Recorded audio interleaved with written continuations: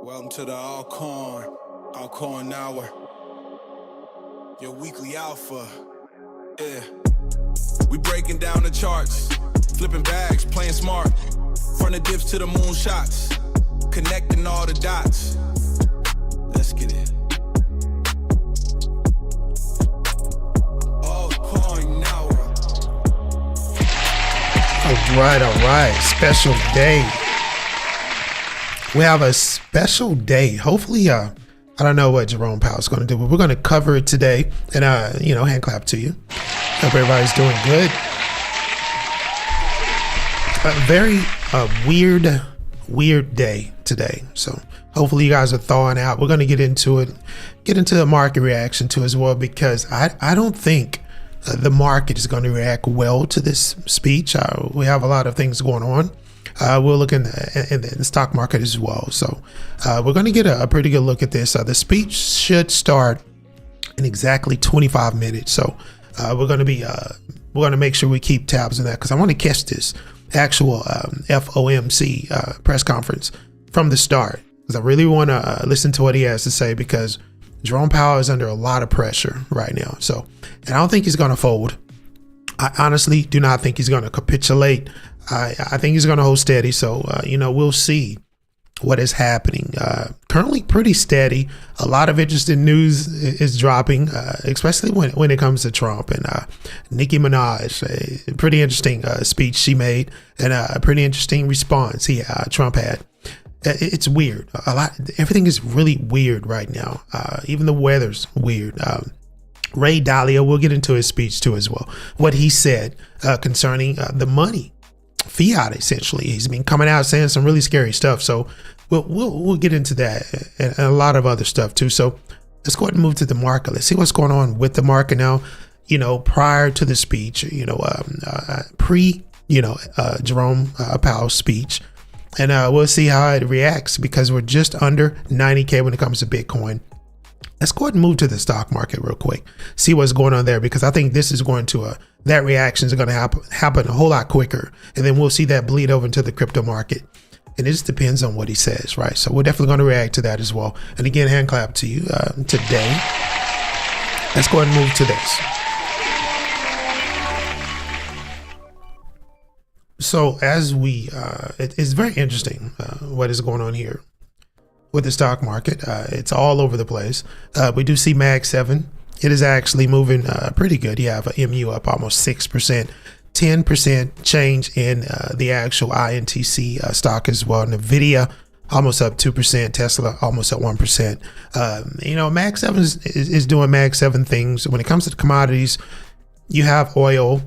It's starting to move really close to $70. You have Brent oil, which is what needs to get to $70 pretty quickly, I would say. Oil is moving up. Gold is still marching very, very heavily towards $5,500. And I think that is very unique when you see gold doing this type of thing, getting really close to $6,000. I don't think it's going to get to $6,000, but if it does get to $6,000, I think you're going to see gold go clear past 10K. I think it's to the races. It's off to the races with gold if it gets to $6,000, and that's not going to be good for fiat. I will tell you that. Silver, $111. Copper is really, really close to $6. Everybody's telling me to buy copper. Copper is the new silver, is what I'm hearing. I wouldn't necessarily go there. It is very useful when it comes in industrial purpose. It's in everything. It's in everything. Silver as well. But I'm not going to say copper is the new silver. I can't go there. Dow Jones actually retraced pretty beautifully as well. It was down almost 400 points. So you did get a retracement in the Dow Jones. Everything's kind of waiting on Jerome Powell. I believe the futures are going to fluctuate too as well. We're just going to have to see what he says and how he reacts, how everybody reacts to it. It's going to be very interesting. Flipping over to the crypto market here.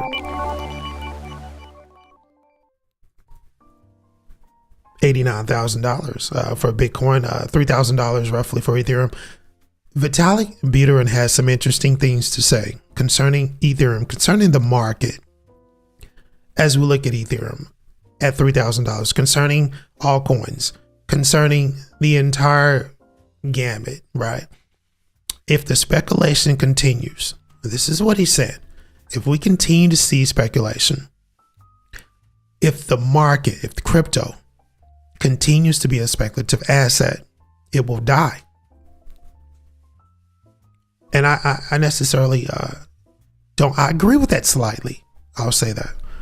I agree with that slightly because I think there will be a bifurcated measure. I think crypto and blockchain and DeFi will go its separate ways if this happens. I think DeFi is not speculative. It's actually applicable.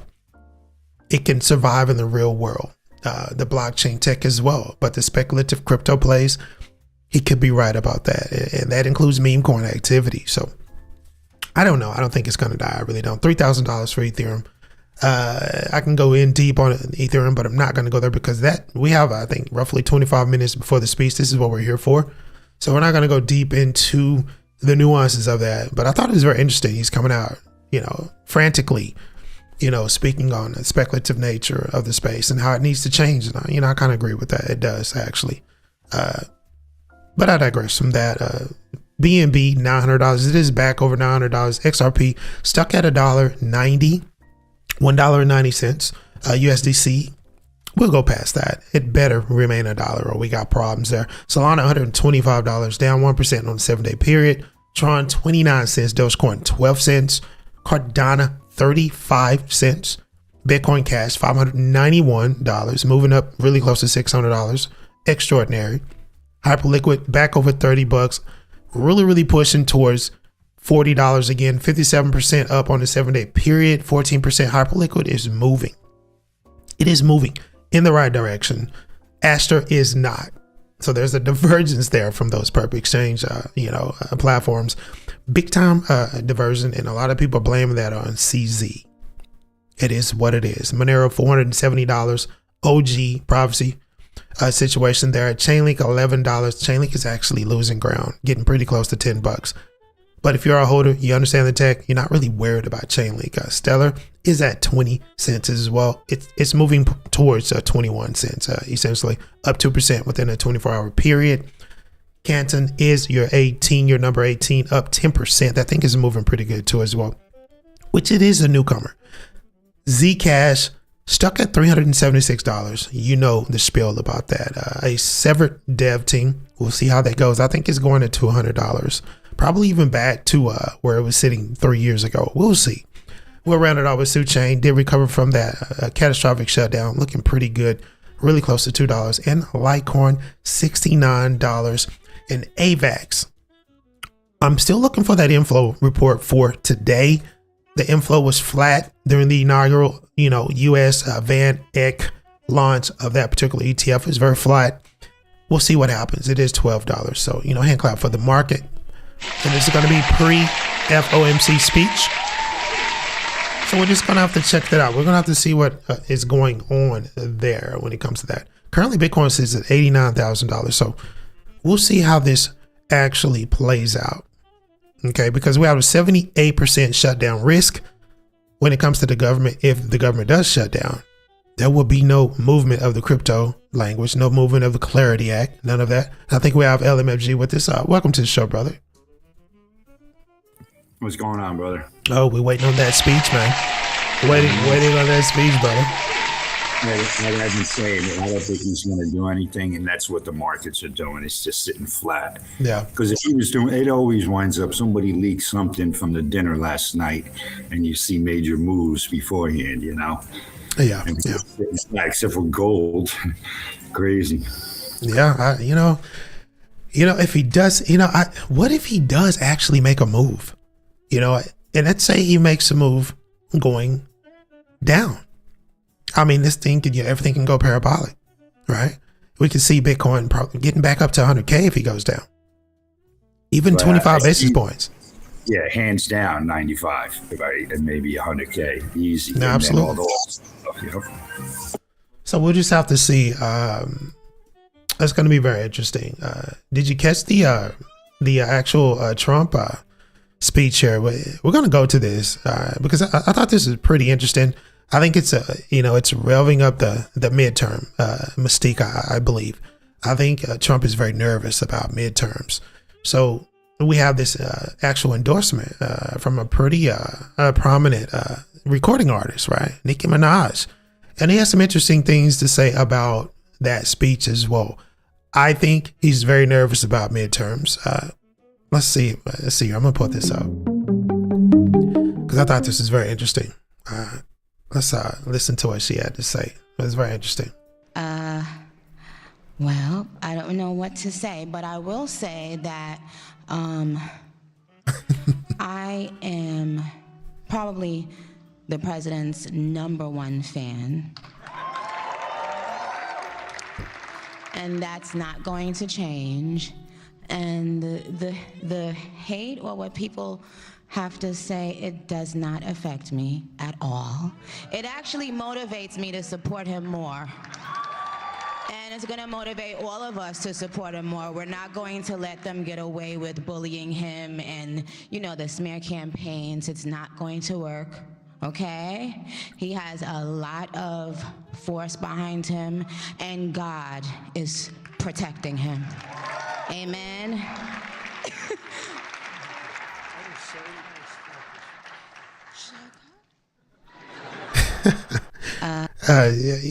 Very interesting, LMFG. Are we worried about midterms, brother?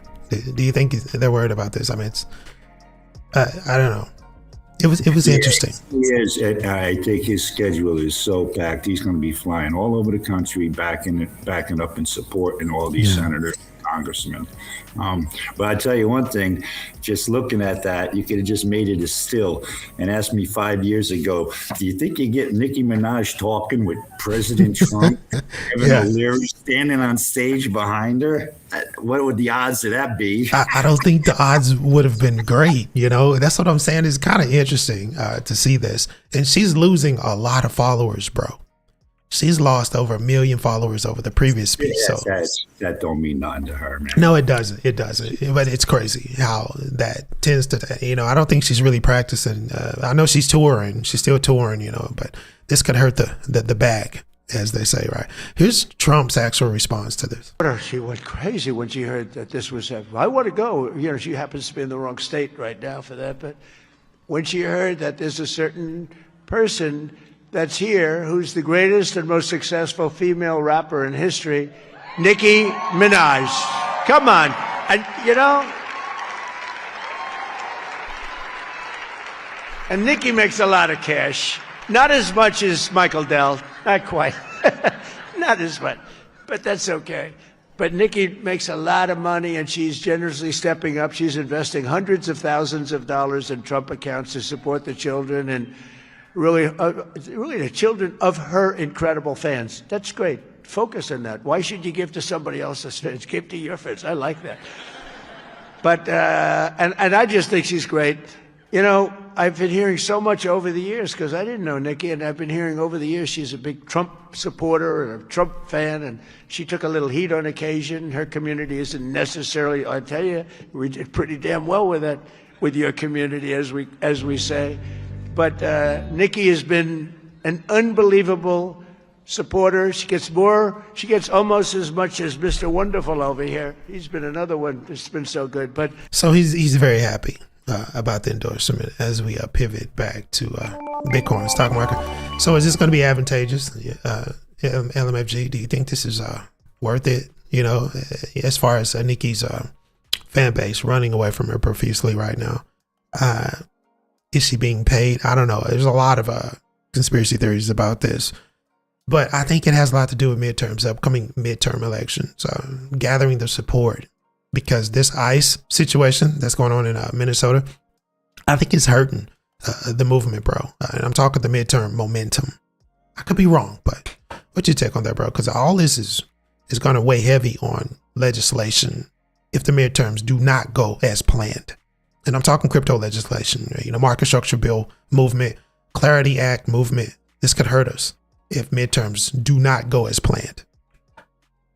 Right. I've been saying it for years, brother. It's the most important day, November 3rd, 2026. I've said that now dozens and dozens of times, man. I keep telling everybody, you got to watch who you vote for. You see what I pinned up on my X account? I think that Elon Musk asking them to get a database built that we can see. You know, Yeah. I wouldn't have the knowledge how to do it, but I'm sure it wouldn't be that hard. It's just a lot of hours, a lot of man hours diving into all the different politicians' views, you know. Yeah. We'll see. Yeah. And I think the Nicki Minaj thing, hey, I think we lost you, bro. There you go. Yeah, we got you back. I tapped the thing. I never liked it because of that one song. You know what I'm wet. Yeah. Oh, you talking? You know, and I just can't. And that's not me at all. I got my granddaughter in the room, and that song comes on. What the hell, you know? Yeah, that was a pretty awkward to me, you know. Again, I'm old man here, so each to his own. But I think it's good for him, that fan base. Now, granted, she's going to lose some, but I bet she gains. I bet she gains at the same time. Yeah, I think so. I think so too. And I think this ICE stuff, dude, it's very, it's just in that Minnesota. We're not hearing this all over the place because the cops are going there and holding the people back and letting them do their job. And then the thing is, they're holding illegals in jails because they broke the law, and they're not giving those guys to ICE. So that's so wrong to me. You know, so I don't understand it. And I don't think it's going to be that big of a hindrance. Right. I think it's going to be good as we see what happens. We still got another, 7 months here? Yeah, pretty much, yeah. There's a lot that can happen, you know, within 7 months, you know. We got the Iran thing. What's up, Rated Zero? What's going on, brother? It's a link up there if you want to get, you know, jump on the mic, bro. You don't have to use your video. You can just jump on the mic. It's a link up top, pinned up top. Yeah, you know, some interesting, you know, developments with Trump and the Coinbase leader. Very interesting here, man. So I saw this today too. Here's the headline here. Coinbase CEO Brian Armstrong announces Coinbase is joining President Trump's investment initiative for children and wants to pay it in Bitcoin. So this is something that he's doing. It's a little venture here, and there's going to be some Bitcoin paid here. Pretty interesting, man. What's going on here? I hope he says only on stablecoin yield, though. That's where you get the money from. These two guys, you know, and I was told that, and I saw this too. I read this, that if he pulls out entirely, this Clairdiac is dead. So apparently, he's holding a lot of weight, Armstrong, which is interesting. I think that's very interesting. He's holding a lot of weight. And if he pulls out, it doesn't matter what Garlinghouse does. This thing may crater. I don't know. I didn't think he had this much weight involved here. What'd you take on that?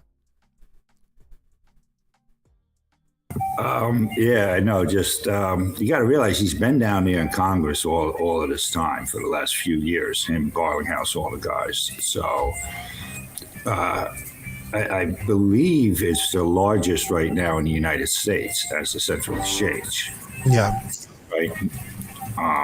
Just what gets moved in the United States. So in a way, it's good, man. My thing is, I don't like it that nobody else is right with him screaming. Yeah. You know? So how long is he going to be able to keep doing this before he gives in? Like I said, I hope to God he never takes a Disney trip. Yeah. We'll see.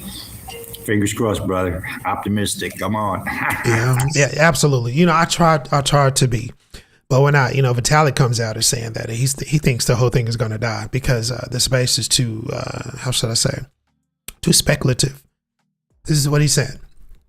He said, we need to change the speculative nature. You know, it's going to be tough because this is how everybody came in 2020, 2021, early, 2019. This is what they saw. They saw speculative coins, and it was fun.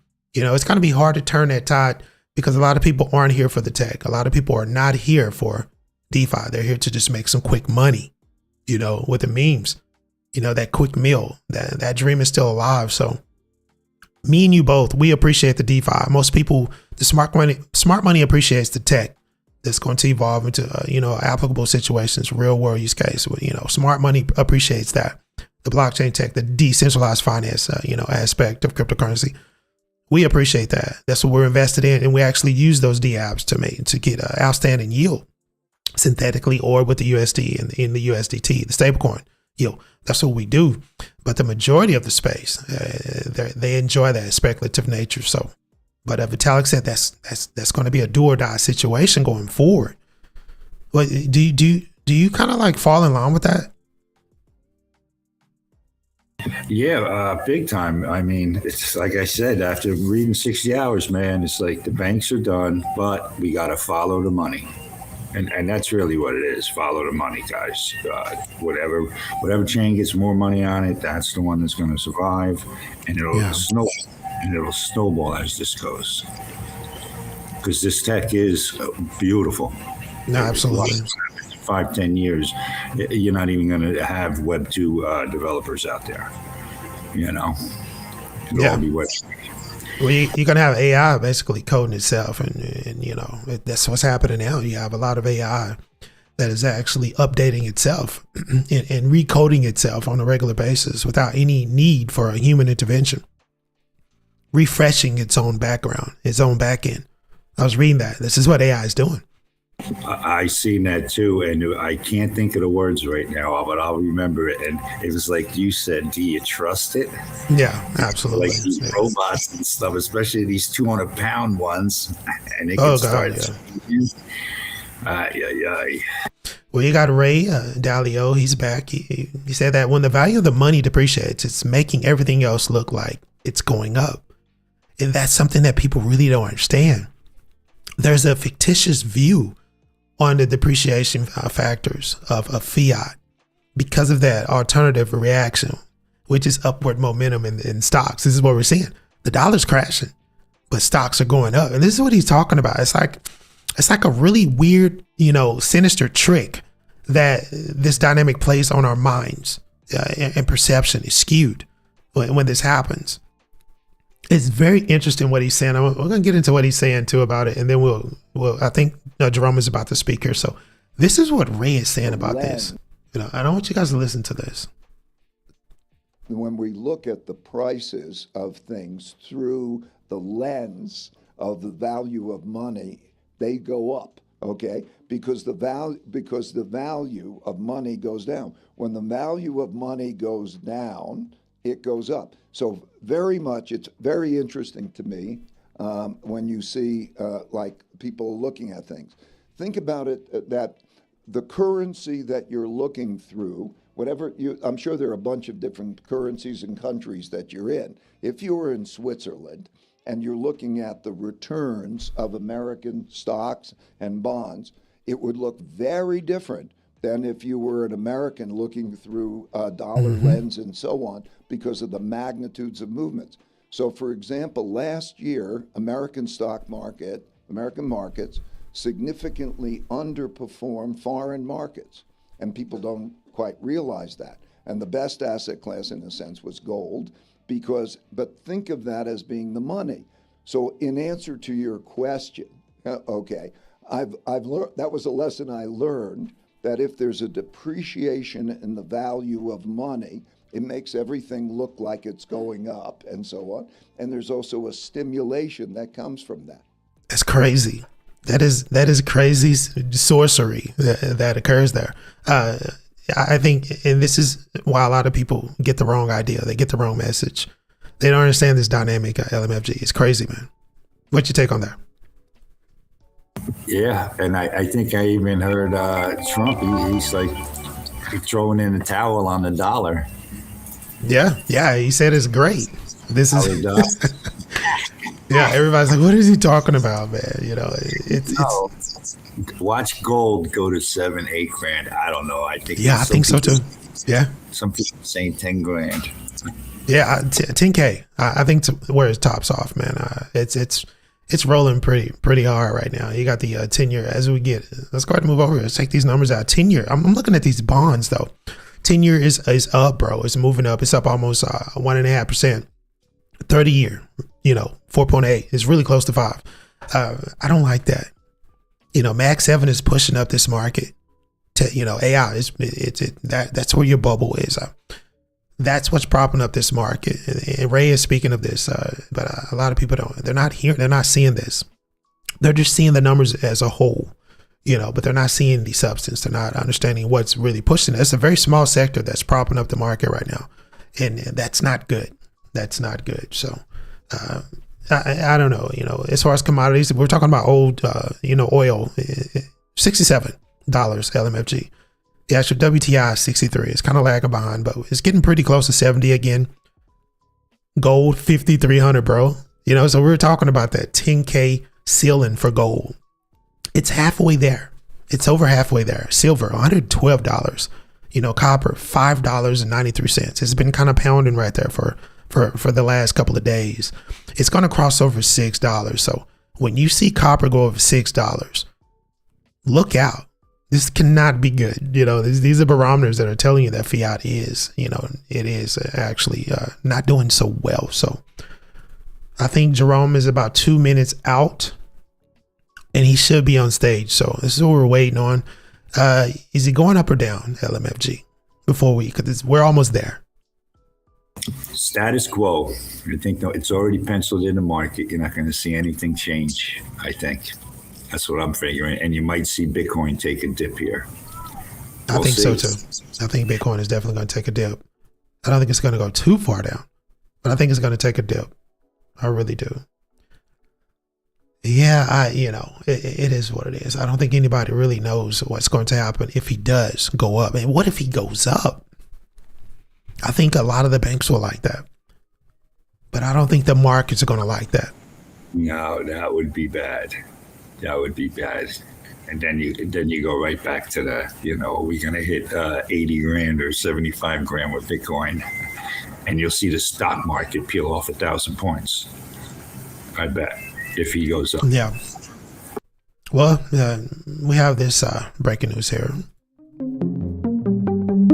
This is about we're talking about the market structure bill. And there's Vitalik's statement here as well. We'll get into that. White House to discuss cryptocurrency market structure legislation with top crypto and banking executives next week. So we're pushing it to next week. They keep moving this goalpost because there is no consensus here. It's all over the place. Right. So you have the banking executives. They're coming back in next week. Hopefully Brian Armstrong is going to be in that meeting. He should. He's the only one, that I see. There may be some players in the back that are doing negotiations with them. So here we go again with the banks. They're coming into the discussion again. I don't like it. I don't like it. So we'll just have to wait this out. So next week, LMFG, and I understand, grim conditions on the ground when it comes to all the ice and the weird weather. You have this new system that's coming in this weekend. So obviously they're going to have to move this to next week. So we're just going to have to see. 1:30, we did get he should be coming on stage here in a little bit. We'll get there. Vitalik, here's the warning from Vitalik. Vitalik Breeder says, if crypto becomes 100% speculative with no real use case, and people are only just gambling like they are now, most of the industry is gambling, the industry will die. This is what he's saying, LMFG. Now, there's a little fractured picture of Bitcoin. I think Bitcoin still survives. But is this guy right? Does he see the writing on the walls? No, absolutely not. Cryptography and blockchain is definitely the next generation. No, I told you, I went from modems to, DSL circuits, Okay. Oh, looks like he's speaking. Looks like he's speaking. Let's go ahead and get to this. Basis points over the course of our previous 3 meetings, we see the current stance of monetary policy as appropriate to promote progress toward both our maximum employment and 2% inflation goals. I will have more to say about monetary policy after briefly reviewing economic developments. Available indicators suggest that economic activity has been expanding at a solid pace. Consumer spending has been resilient, and business fixed investment has continued to expand. In contrast, activity in the housing sector has remained weak. The temporary shutdown of the federal government likely weighed on economic activity last quarter, but these effects should be reversed as the reopening boosts growth this quarter. In the labor market, indicators suggest that conditions may be stabilizing after a period of gradual softening. The unemployment rate was 4.4% in December and has changed little in recent months. Job gains have remained low. Total non-farm payrolls declined at an average pace of 22,000 per month over the last 3 months, Excluding government employment, private payrolls rose at an average pace of 29,000 per month. A good part of the slowing in the pace of job growth over the past year reflects a decline in the growth of the labor force due to lower immigration and labor force participation, though labor demand has clearly softened as well. Other indicators, including openings, layoffs, hiring, and nominal wage growth, show little change in recent months. Inflation has eased significantly from its highs in mid-2022, but remains somewhat elevated relative to our 2% longer-run goal. Estimates based on the Consumer Price Index indicate that total PCE prices rose 2.9% over the 12 months ending in December, and that excluding the volatile food and energy categories, core PCE prices rose 3.0%. These elevated readings largely reflect inflation in the goods sector, which has been boosted by the effects of tariffs. In contrast, disinflation appears to be continuing in the services sector. Near-term measures of inflation expectations have declined from last year's peaks, as reflected in both market and survey-based measures. Most measures of longer-term expectations remain consistent with our 2% inflation goal. Our monetary policy actions are guided by our dual mandate to promote maximum employment and stable prices for the American people. At today's meeting, the committee decided to maintain the target range for the federal funds rate at 3.5% to 3.75%. Since last September, we have lowered our policy rate 75 basis points, or 0.75 of a percentage point, bringing it within a range of plausible estimates of neutral. This normalization of our policy stance should help stabilize the labor market while allowing inflation to resume its downward trend toward 2%, once the effects of tariff increases have passed through. We are well positioned to determine the extent and timing of additional adjustments to our policy rate based on the incoming data, the evolving outlook, and the balance of risks.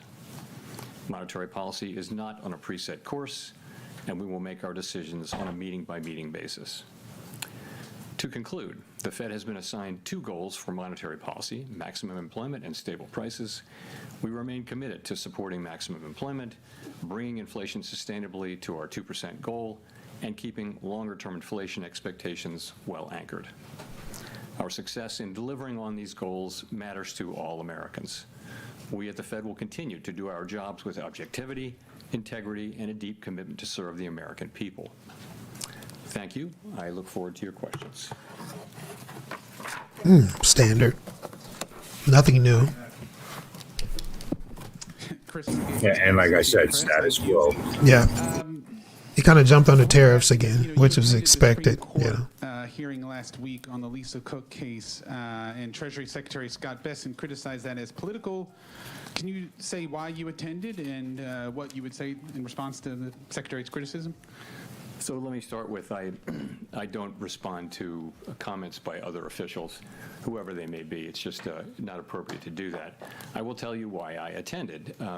I would say that that case is perhaps the most important legal case in the Fed's 113-year history. And as I thought about it, I thought it might be hard to explain why I didn't attend. In addition, Paul Volcker went to a Supreme Court case famously in, I guess, 1985 or so. So it's precedented, and I thought it was an appropriate thing, and I did it. Great. And then just quickly follow on the job market. You mentioned last month that the household survey might be distorted, and you also mentioned the potential for overcounting jobs, which would suggest that we're still in a negative hiring pace. So do you see the drop in the unemployment rate as solid? And what's the basis for saying that things have stabilized? Thank you. So, yeah, really two questions. One is, so we're getting through the distortions in the data from the shutdown. However big they were in November, they're smaller in December. So we're getting to a place where they're no longer material. They're still there, but it's a tweak here and there. The reason why we changed the statement, let me pull it out, was simply, it used to say that judges that downside risks to employment rose in recent months. So we saw, data coming in, which suggests some signs of stabilization. I wouldn't go too far with that, but some signs of stabilization. There are also some signs of continued cooling. And so we thought that was no longer an accurate description of the data. In addition, the outlook for economic activity has clearly improved since the last meeting, and that should matter for labor demand and for employment over time. So for those two reasons, we thought we would take that language out of the statement.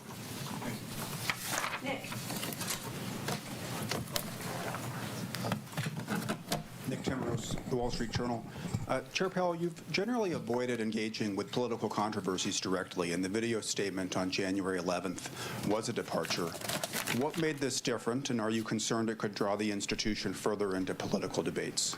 So today I'm simply going to refer you to the statement that I made on January 11. I'm not going to expand on it or repeat it. So I'm just not going to. This is really about the press conference and the economy and what we did today, and some ancillary areas, but I'm not going to be getting into that. Can you say whether the Fed has responded to the subpoenas? I have nothing for you on that today. Mike. He's untouchable. I don't even know why they subpoenaed the Fed. Have you made a decision on whether you would remain as a governor of the Federal Reserve? And if so, would you tell us what it is? And if not, 175 grand a year. Yeah. Decision? Here he goes. No, and I really, once again, have nothing for you on that today. He's deflecting, as he should. Why would you want to leave it all under the circumstances? Again. 100. I don't want to get into this. It's not something I'm. There's a time and place for these questions, but not something I'm going to be getting into today. Thank you. Thank you. Claire Jones, Financial Times. Thanks a lot for taking my questions. In another one that might, lead to a similar answer. We've seen quite big movements in the dollar over recent days. What do you think is driving the U.S. currency lower? And have you been at all concerned just by Let's see if he answers the this one. volatility we've seen this week? Thank you. So, Claire, as you probably know, we don't comment on the dollar. Really, the administration, especially the Treasury Department, has the job of oversight over the currency and exchange rates and all that. We don't comment on that. It's not our role. So, I have nothing for you. But, what's your view on the market movements? What do you think behind them? Is it asset managers diversifying? Is it? Yeah, I just don't. We don't talk about the dollar. We don't talk about what moves it around. It's just not appropriate for us to do so. Really, the Treasury Department has that. It's their role, their bailiwick, and we stay off it. We do monetary policy and some other things, but we don't comment on the dollar. Sorry. Neil. Hi, Chair Powell. Neil Irwin with Axios. Obviously, no SEP in this meeting, but in light of the slight firming up of the language around growth in the labor market in the statement, should we assume that the timeline for any further rate cuts is pushed back compared to what people might have thought in December?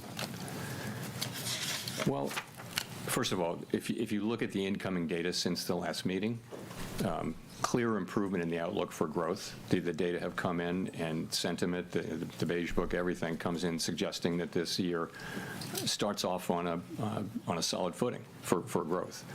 Inflation performed about as expected, and as I mentioned, some of the labor market data came in. LMFG, I don't understand the inflation data. When I'm looking at the actual Fed site and I'm listening to what he's saying, it just doesn't add up, bro. Inflation cooling, it's not cooling, bro. And then I'm looking at this announcement for there was 3 governors that were actually pushing for a 25 basis point cut. So there's a split within the infrastructure of the Fed, when it comes to the decision making. But when it comes to there's these numbers, I don't know what they're looking at, bro. Because on the ground, if you do your own math, a lot of you are facing this when you go to the store when you're using the dollar, which is very weak, buying these goods. It just doesn't add up to what they're saying. I don't know if you have a take on that. No, agreed. And that's why, to tell you, I hope he does stay on the Board of Governors. Everybody hates this guy, but I'm telling you. Yeah. He could really screw shit up, too. Yeah. But here's the gig. It's not just him, Again, he's a puppet. And as a governor, he can have that say in there. And then whoever, at least we'll hear it, Yeah, absolutely. Otherwise, you'd be all, cut the rates, print it wrong. When this guy gets in there in May. Yeah. And May they skip, I think, and then it goes to June. Right. It'll be his first announcement. Yeah. Barring any civil unrest, because you know how that can play out. Minnesota's a powder keg. It says Fed Governors Waller, Moran, and Disson actually favored 25 basis point cut. So there's a fracture there. There's definitely a fracture. Let's get back to it. End of the range. What we say is it's within the range of plausible estimates. This is the higher end of that range, but so for some people they think it's neutral. I think, and many of my colleagues think, it's hard to look at the incoming data and say that policy is significantly restrictive at this time. It may be sort of loosely neutral, or it may be somewhat restrictive. It's in the eye of the beholder, and of course no one knows with any precision.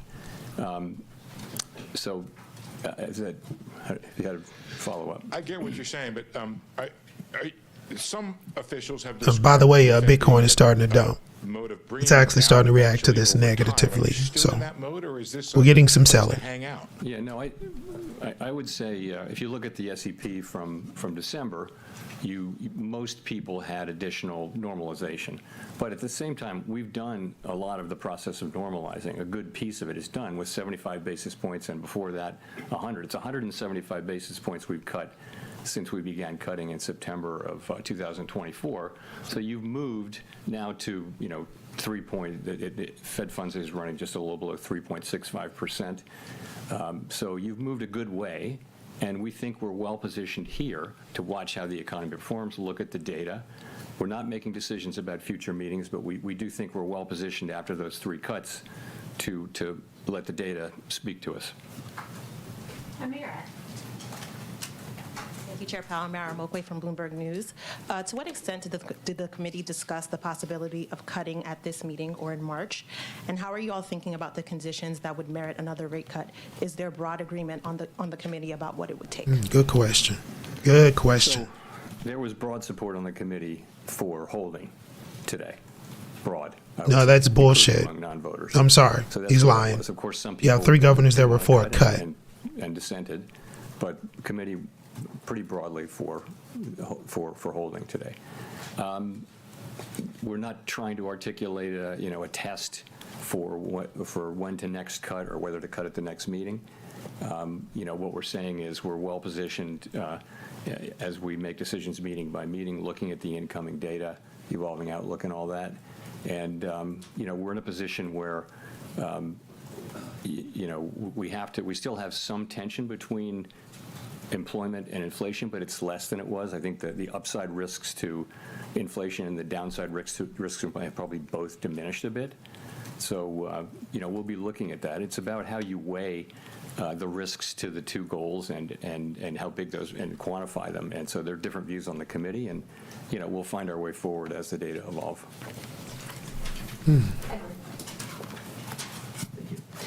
Thank you, Mr. Chairman. Edward Lawrence from Fox Business. No, it's actually 10-3. I'm getting. So I see what you said in the chat, bro, about the 10-2. There are 3 governors. There were for a 25 basis point cut. Waller, Moran. And they're all highly uncertain, but most of the overrun. No, you're right. It was only 2. You're right. I take that back. It was 2 governors. You're actually right. If it weren't from tariffs, it might My be bad. Thanks for that correction. Demand, and that's a harder problem to solve. We do think tariffs are likely to move through and be a one-time price increase. So most of the overshoot, if you were to take that out, inflation, core PCE inflation is running just a bit above 2%, x the effects of tariffs on goods. And the other good news is, if you look away from goods and look at services, you do see ongoing disinflation in all the categories of services.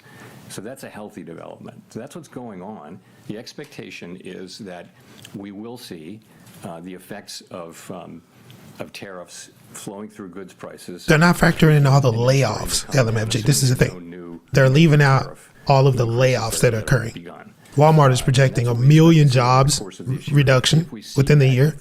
Are we just going to exclude that? The unemployment rate that's going to skyrocket? Amazon is, I don't know if they're closing it or they're selling their whole food thing. Yeah, absolutely. Yeah, this is the thing. There are so many metrics that are being left out here. This is why this is BS. If you go out and you look at the Warren Report, there's a website. It's called the Warren Report. Look at all of the scheduled layoffs just within the next 3 months. You know, and they're just disregarding all of that. That is lost wages. That is lost income. And that is a reduction in retail, big time, service sector. This is where these losses are occurring. You cannot ignore that. So far, is it fair to describe risks to both sides of the Band-Aid as roughly balanced right now? And is the next move necessarily down? I'd say that the upside risks to inflation and the downside risks to employment have diminished, but they still exist. So there's still some tension between the mandates. Are they fully in balance? Hard to say. And you know, we think our policy's in a good place. I've just discussed reasons why we might change our policy, and you know, we'll just have to see how the data lead us. Change the dot plot. A minute ago, you Yeah, said moving the goalposts, bro. I don't think we're going to be able to do this any longer. Have moved quite notably in the last couple of weeks, I believe. Is there any concern on that front? I mean, I recently looked at all of the both survey and market-based short-term inflation expectations have come way down. You know, they were in a good place at the beginning of last year. They spiked around Liberation Day, and now they've fully retraced in the last few months. So that's very comforting. And the longer-term inflation expectations have remained in places that are, you know, very consistent with 2% inflation over time. So expectations have been solid, and they reflect, you know, confidence in the return to 2% inflation. Andrew. Apologies if this is a little bit repetitive, but in the past you've said that the reason you cut rates was that the risk to the labor market was greater than the risk to the inflation side. Is that still true? You know, we haven't made. You're right. We saw the labor market weakening, and we acted, and I think that was the appropriate thing to do. We will always act to address what we see as the economy moving away from our goals. Risks to both of the variables are a little less. I think the upside risk to inflation, again, a little bit less, and the downside risk to employment, a little less. I just would say that I'm not making a judgment about how, you know, one of them is more at risk than the other, just that the risks to both of them have diminished. Okay, thanks. BIS wrote a paper last summer which concluded that global investors were hedging their dollar exposures in ways that previously they hadn't because of policy uncertainty. Do you agree with BIS? We really don't see much at all. Yeah, absolutely, LMFG. That whole story. Still a 28% drop, bro. That suggests that there's much to that. Thanks. Anna Swanson with the New York Times. Can you talk more about what you would need to see in the labor market to conclude it's time to resume easing? Do you need to see? Let's see if he honestly, you know, responds to this. Or would it be enough for inflation to soften? So we'll always be looking at both things. And so there could be combinations, infinite numbers of combinations that would cause us to want to move. Certainly, a weakening labor market would be an argument for loosening. But what's happening with inflation? If inflation were at the same time getting worse, you know, you just have a very difficult situation there. So we'll be looking at both. Clearly, a weakening labor market calls for cutting. A stronger labor market says that the rates are in a good place. We'll have to be making similar judgments, too, on inflation, though.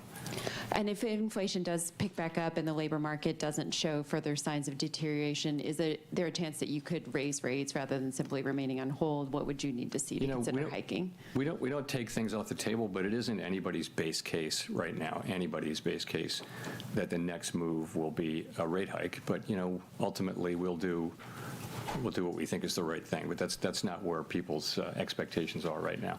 Listen, I'm just going to take what he said for granted, as honest a response. And I hope that was honest.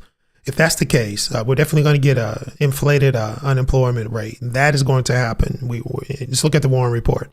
The actual unemployment rate is going to skyrocket now. If they're going to actually, take this into consideration, he said they would. And if that's a really, really good indicator of where the rates are going to go, we're definitely going to go down, LMFG, because unemployment is going to skyrocket. That's if they report it truthfully. We do know, and honestly, with the Walmart report, that's crazy. 1 million jobs. This is the schedule for within a year. Reduction. A lot of jobs that are being liquidated when it comes to UPS. They're trying to trim down the actual COVID era when they hired during the pandemic. Massive overhiring. I think there are 450,000 employees. They're trying to trim that down to around 200,000. That's a lot of people that are going to lose their job. Amazon, 13,000 jobs. Tech industries laying off big time. Retail laying off. A lot of retail is closing. Target stores are going to be closing. You talked about the Amazon situation where they're closing their fresh stores. And that was just announced. So how many people are working there? And then also, California is so screwed. You got to realize they just closed down another 2 over the last 6 months, like 2 refineries, and another one that's going to close down in June. They can't close that other refinery down. And there's a mozzarella company. It was there for 100 years. I think there was 10,000 people. They're down by you now. They're making the cheese down by you, brother. Yeah, trying to save money. Yeah, it's huge. The money's difference. You go look. I forget the name of the company. It's the largest mozzarella. I think they produce the most mozzarella in the world. Yeah. I forget the name of the company, but they just pulled out. California is so screwed, and those numbers. Those numbers. That's where your unemployment is going to be tremendous. And I showed you we were looking at the prediction markets. We'll get back to Jerome Powell, guys, in a minute. Gavin Newsom, which is the architect of that failure out there out west in California. He's leading. He's like the leading presidential candidate for 2028. That's crazy. The guy that's architecturally, constructed that failed policy out there. That's crazy, But I digress on that. But you're right. And not to mention, we have Tyson Foods, huge situation there when it comes to agriculture, when it comes to meats that you see in your stores, chicken, beef, all that. Tyson is huge, laying off and closing a lot of particular installations in farmland. They're moving and they're consolidating very, very quickly and aggressively, and a lot of it has to do with stocks and the stockholders. They're trying to appease the stockholders, and a lot of these public companies, they're actually forced to do this because they're public. It's going to get ugly. And if this goes bonkers, I'm talking unemployment, which it will. If they don't suppress this, it will. I don't think they're going to be able to control it. We will see some cuts. I don't know how deep those cuts are going to be, but we will see some cuts probably later in the third quarter. I do believe so. Advanced economy, democracy of any size. So it's a good practice. It's pretty much everywhere among countries that look at all like the United States. And I think if you lose that, it's, first of all, it would be hard to restore the credibility of the institution if people lose their faith that we're making decisions, only on the basis of our assessment of what's best for everyone, for the wide public, rather than trying to benefit one group or another. If you lose that, it's going to be hard to retain it. And we haven't lost it. I don't believe we will. I certainly hope we won't. But it's very important, and the reason it's important is that it's enabled central banks generally not to be perfect, but to serve the public well. You're confident it can maintain that independence at this point? Yes. I mean, I'm strongly committed to that, and so are my colleagues. Archie. Archie Hall from The Economist. On that sort of stabilization of the labour market question, how much do you see the weakening we saw over the past 6 months, year, as a kind of data mirage around immigration and the government shutdown and so on that's now resolved? Or how much have we seen a kind of real underlying firming up in the state of the labour market, do you think? Well, part of it is, to your point, part of it just is that labor supply, growth in labor supply has come to essentially a halt from a fairly fast clip of growth over the last couple of years, driven by immigration, and then the halt being driven by a very sudden stop in immigration. So many outcomes were possible with that. Supply came way down. It turns out that demand for labor also came down a very similar amount, maybe just a little bit more, which is why the unemployment rate has gone up. So I don't know whether that's a coincidence or not, but that's what's happened with that part. But if you look at other things, like, for example, just to pick a couple, the Conference Board's measure of job availability that came out, I don't know, was it yesterday or today? But, it shows, it's a survey showing that workers feel like job availability it's a very low reading. Just one reading, but it's an indication of softening. People, part-time for economic reasons. It's actually cratering. A category within the broader use. You got to call it like it is, man. We're all grown men and women. Up significantly. So there are lots of, and I could go on and on, there are lots of little places that suggest that the labor market has softened. But you're right, part of payroll job softening is that both the supply and demand for labor has come down. Growth in those two have come down. So that makes it a difficult time to read the labor market. So imagine they both came down a lot to the point where there is no job growth. Is that full employment? In a sense, it is. If demand and supply are in balance, that you could say that's full employment. At the same time, do we really feel like that's a maximum employment economy? It's very challenging and quite unusual situation. Thanks. And one more on growth and the kind of strong growth outlook, your strengthening growth outlook you're now seeing. How much of that is the fiscal stimulus we're seeing from the beautiful bill, the tax cuts, and all of that? So you're seeing it already. You don't have much of the fiscal. I think the outlook, you're right. It's financial conditions and it's fiscal policy for 26. But you've got strong consumption that's been happening before financial conditions have been supportive, but before the fiscal effects really are shown. So essentially the economy has once again surprised us with its strength, not for the first time.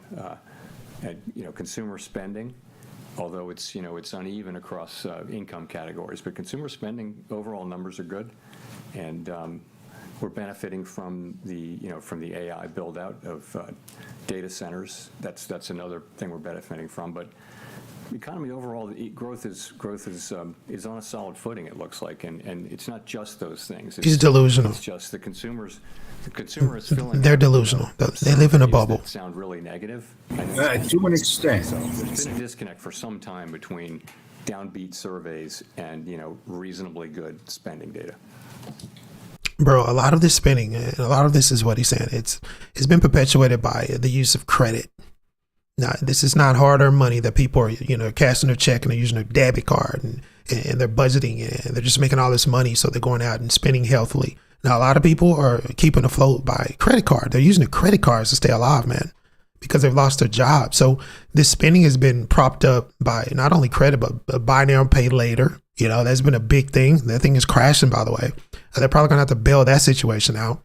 The banks, the credit has been exhausted. That's what's propping up the economy. While people are losing their jobs, they're using these credit cards to survive. So that's a whole nother conundrum. That's a whole nother thing right there. But I think these numbers that they're seeing, it's not legitimate. It's not organic.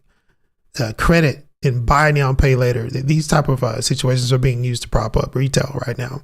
A lot of stimulus. I haven't seen a stimulus check yet. So I don't know what's up with these numbers, man.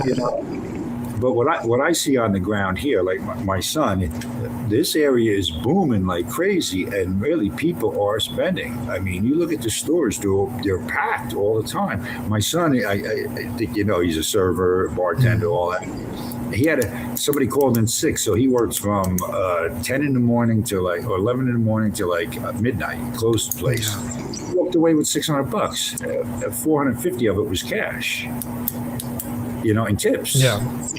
And so to me, if people are spending, it all depends where you are, you know. Yeah, it's regional. It's isolated. Regional, and that's what the numbers are missing. And my thing is on the jobs. I'd like to know how much weight they put on, because if you look, there's millions of jobs open, but nobody's applying for them because it's plumbers, electricians, and carpenters, and that's where a lot of your, and then expertise, and let's get into crypto, let's get in, you know what I mean? Yeah. All your high-tech jobs. So how much weight do they put that on to the labor market? Because if you get rid of that, right, all the high-tech jobs, now what's the labor market look like? Pretty freaking ugly, because you got all these unemployed and not enough jobs for them. Right. You know, we had reports of fake postings too of jobs. The number, to me, it's just not jiving. No, it's not. It's not. And see, what you're talking about is very isolated, LMFG, and I see that too. I see the numbers too, but those are isolated regional, you know, situations. And maybe they're taking this isolated boom and using this and propping this up as a blanket slate when it comes to growth, and it's not true, bro. To me, yeah, exactly. This is basic risk management. You know what I mean? And you look at this in just a year's time from here. It's easy to see that. I think that's what they're doing, because the labor market is a hell of a lot worse than what they did. Oh, hell yeah. You know, we're just getting started. What they're saying. Well, you know, we're still getting those numbers from 2025 fourth quarter numbers. So, and a lot of that has been suppressed. We didn't get any numbers in 2025 of October. A lot of those numbers were scrubbed. We don't even know what that looks like still to this day. So they omitted, I don't know if it was purposefully because they were really, really bad, or just because of the climate at the time. They refused to release those numbers. That was BS, because the data's still there. Yeah. Hell, call big balls. Give them 48 hours. Bam, there's your numbers. Yeah. Those numbers were horrid. Ridiculous. Yeah, they were horrible, bro. So there's a lot of things that are missing, but they're not going to be able to stop the data that's going to be coming in this first quarter. I'm sorry. We're going to get a massive reduction in jobs, big time. It's already happening.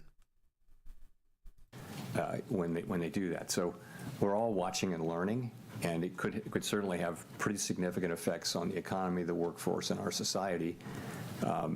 We don't really have the tools to address the concerns that may arise, but we have a lot of people who focus on analyzing it and try to understand what the macroeconomic implications are, which is our job.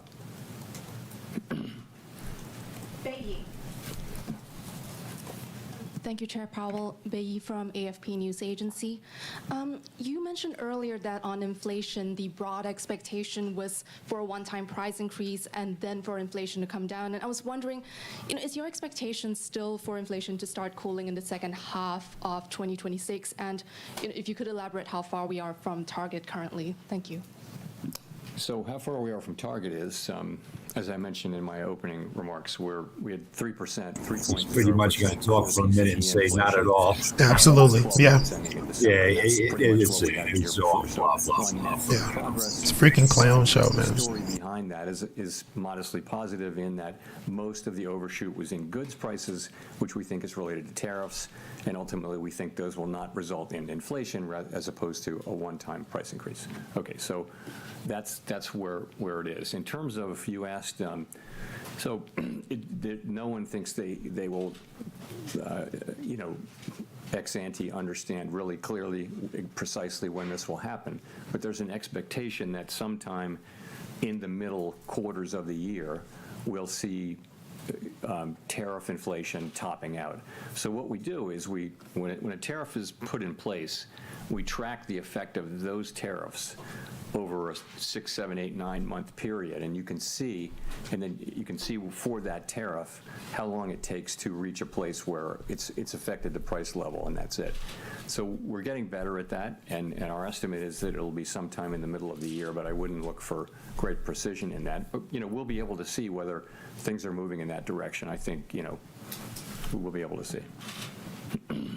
Richard Escobedo. Thanks, Chair Powell. I'm Richard Escobedo with CBS News. I want to look outside the U.S. about what's happening outside our shores and how it impacts the U.S.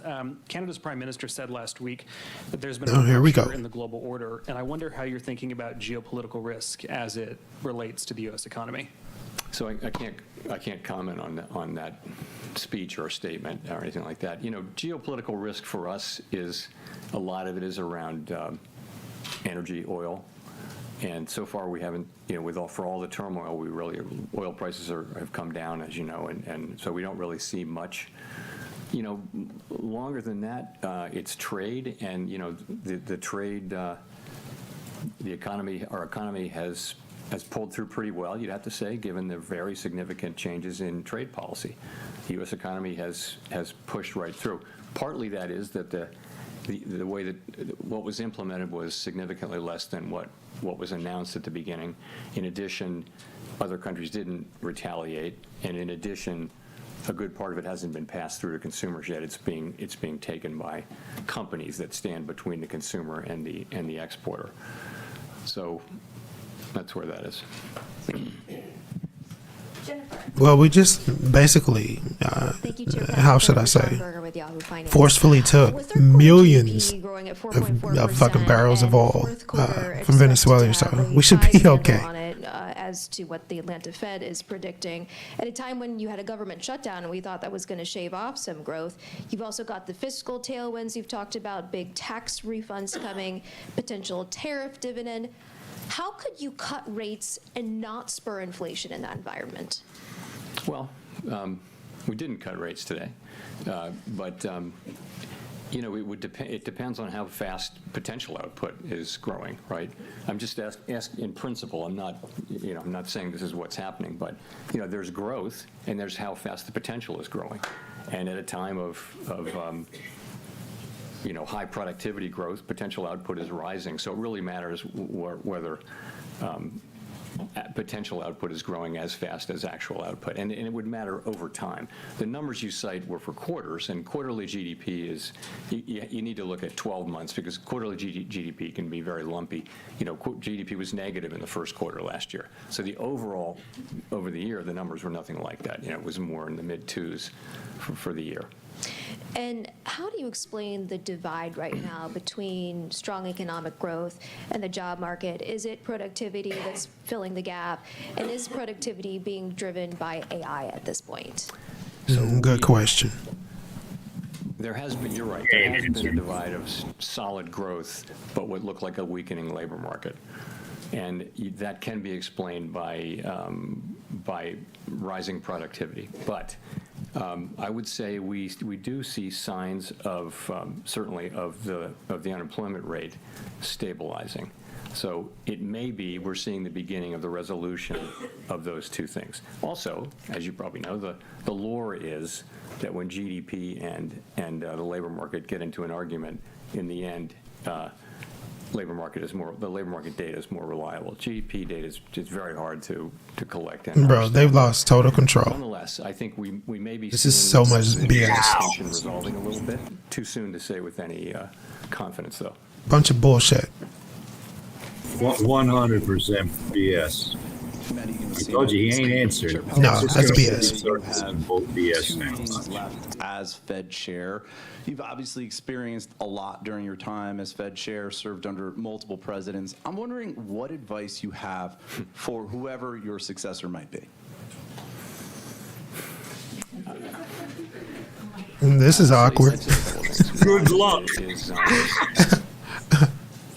You know, stay out of elected politics. Don't get pulled into elected politics. Yeah, that's a good one. Don't do it. And that's another thing. Well, another is that, you know, our window into democratic accountability is Congress. And it's not a passive burden for us to go to Congress and talk to people. It's an affirmative, regular obligation. If you want democratic legitimacy, you earn it by your interactions with our elected overseers. And so it's something you need to work hard at, and I have worked hard at it. So, and the last thing is, you know, it's easy to criticize government institutions so many ways. I will tell whoever it is, you're about to meet the most qualified group of people you not only have ever worked with, you will ever work with. And when you meet Fed staff, and not everybody's perfect, but there isn't a better cadre of professionals more dedicated to the public well-being than work at the Fed. Thanks for that answer. If I may follow up, as I'm sure you've noticed, gold and silver prices have experienced historic gains of late. And I'm wondering how much attention, if any, you pay to those moves and what message you may take from these significant price increases we've seen for precious metals. Don't take much message macroeconomically. The argument Really? that you made, it's, that we're losing credibility or something. It's simply not the case. If That's you look very at interesting. Where inflation expectations are, our credibility is right where it needs to be.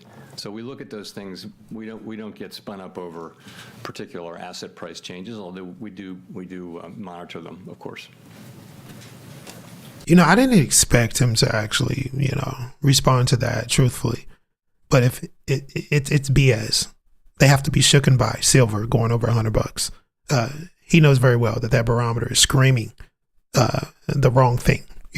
Gold hitting almost 6K, I believe, within the next 30 days. They have to be paying attention to that. For him to say that it's a nothing burger, that's a bunch of BS, bro. By and large, those criticisms, as somebody on the inside, they just don't make sense, and I'll tell you why. Every FOMC participant writes down a forecast every quarter, right? The summary of economic projections, and that's the basis for how we think about the economy. So, and the other thing is, what an economic model can do is it can grind up all the data for the last number of years, 50 years, let's say, and it can identify what are the relationships between variables A, B, C, D, and all that kind of thing. And it can tell you if you change one of those variables, this is what should happen in the macroeconomy. That's just the way it works. However, the structure of the macroeconomy is constantly changing. For example, we hadn't had a pandemic in 100 years. It wasn't in the model. And we knew it from the very beginning. It was not in the model. A trade war of this scope, we'd never had that in 100 years. And so there's great uncertainty at that's fair. That's fair. Different points. Another thing I'll say is, when it comes to, technological developments that raise potential output, some kind of technological revolution, like happened in the 90s here, and like maybe happening now with AI. We're all over that, and everyone studies those periods, and we're very clear-eyed about the possibility that this higher productivity may persist, and also that it may not. We're not. No one's sitting here unaware of the possibility of higher productivity. We've been talking about it for 3 years. It long predates the current situation. It's been going on for 5 or 6 years. We've had productivity higher. We've been talking about it that whole time. So it's very much on our minds, and we are well aware that higher productivity means higher potential output, and it changes the way you think about potentially inflation, growth, labor market, and all those things. That's all in our models. I mean, if it's just a question of using better models, bring them on. Where are they? We'll take them. But I think, we certainly are. No, I think they need to update the models, LMFG. And we're always looking to do better. 100. That's how I think about that. And just a quick follow-up. We've been talking a lot about tariffs and passing through, and we've been talking a lot about them for the past few months. The trade landscape is still in a constant state of flux. Announcements, threats, negotiations, they're all frequently changing. So I'm wondering how you actually track these, what data or channels are most critical to follow this in real time? Trade? Yeah, the impact of tariffs and how they're changing. Yeah, I think our staff has done a really nice job on that. There's a new tariff every day. Put it together in real time. So as I mentioned, a tariff gets put in place. You can pretty much track its effects on pricing and on everything. And so you build a model up from all of the tariffs. At the beginning, it was very much of a forecast. Now it's every cycle that goes by, it becomes more informed by actual data. And that's where all the BS is. We're not far off. If they can do that with tariffs, why can't they do that with our labor market and all the other things? No, absolutely. Yeah. You can't really explain the retraction of growth versus the actual, rise in the markets, stock market, all these over bloated valuations.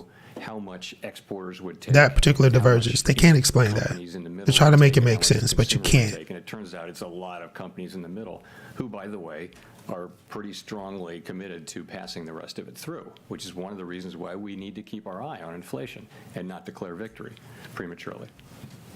And a tariff, they can't get away with this saying that a tariff is not a tax. All these importers and exporters, they're passing that over. I think they pay maybe 2% of it. But they can trace that to the penny, but they can't come up with other numbers. Yeah. Basic it stuff. Is what it is. And Mike, I'm telling you right now, I think a lot of this is now all this shit with the Clarity Act. I think a lot of it is they're realizing that, wow, the taxpayers are going to be able to see, if we put this on blockchain, the taxpayers are going to be able to see where we put all the money. Yeah. And so all the fraud will go away. And it's going to take years. You watch. They're going to fight this. And here you go. Look at it. It's going up. Yeah. It took a little spike down, but, And then you got the meeting minutes coming out, Thursday, tomorrow, or Friday, right? Probably Friday. I think it's Friday. And they'll shoot out with the dot plot. And let's see what happens. Listen, I'll tell you, this is an interesting little post here. It says the biggest crash is coming in 3 days. Why? Because we're about to lose our vision. No inflation data. I totally agree with this. No unemployment rates. They're fictitious, but this is like 3-month-old data he was reciting. By the way, guys, what he was reciting, those numbers are so old. They always report these delayed metrics. So we have no real time. Well, you can get real time data and it doesn't look or feel or taste like what he just said. So I'm talking mentally. It's just not adding up. No employment rates, no balance sheet reports.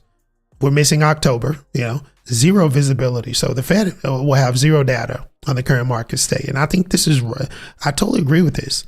And he also says, if you hold any assets or even US dollars, you must read this post now. So we're not going to go further because a lot of this is opinion based, but he's right about the no inflation data. And what we just heard is very old data, right?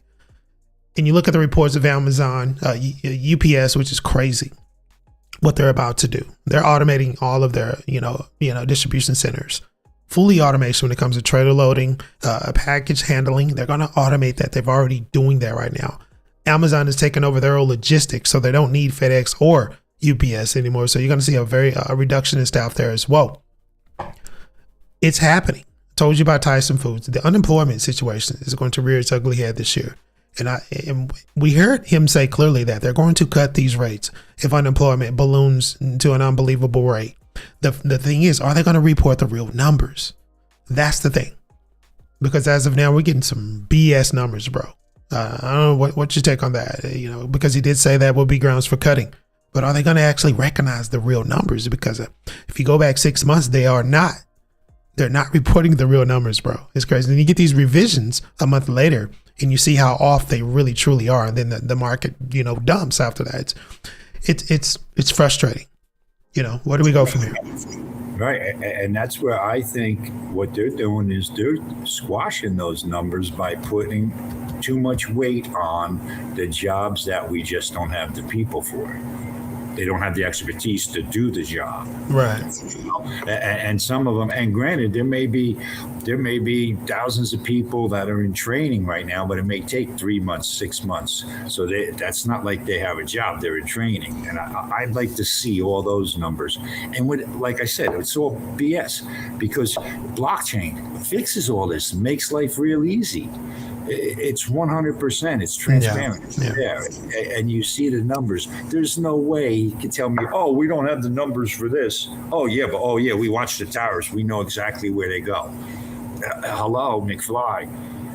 It's bull. Well, during the speech, gold pretty much reached another all-time high, essentially. Silver, $115, right? Okay, so these metals are telling us, they're basically calling BS on what was said. Okay.